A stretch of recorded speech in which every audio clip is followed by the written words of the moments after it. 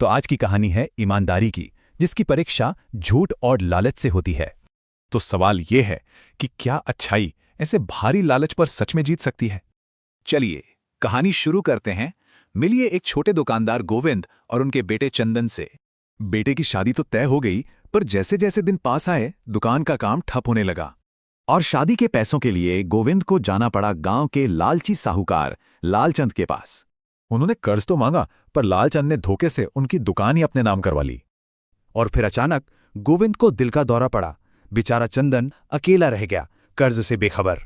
गोविंद के जाने के बाद लालचंद को मौका मिल गया। अब उसका निशाना था दुखी चंदन।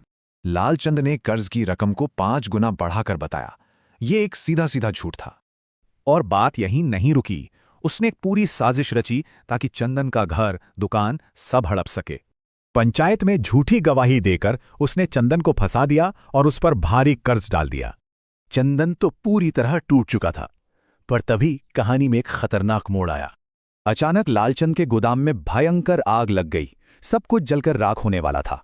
लेकिन सबसे डरावनी बात यह थी कि आग में लालचंद का छोटा बेटा फंस गया था। गांव वाले बस डर से देखते रहे। कोई भी आगे बढ़ने की हिम्मत नहीं कर रहा था।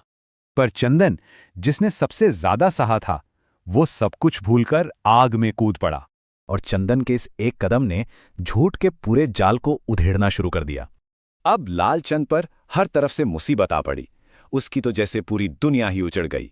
टूटकर लालचंद ने पंचायत के सामने अपनी पूरी साजिश और सारे झूठ कबूल कर लिए।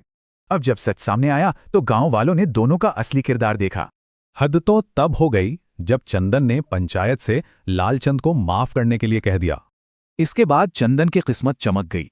उसका काम चल पड़ा और उसे अपनी नेकी का फल मिला। तो कहानी का सार यही है कि झूठ कभी नहीं जीतता। देर से ही सही, जीत हमेशा सच की होती है। ये कहानी एक सवाल छोड़ जाती है।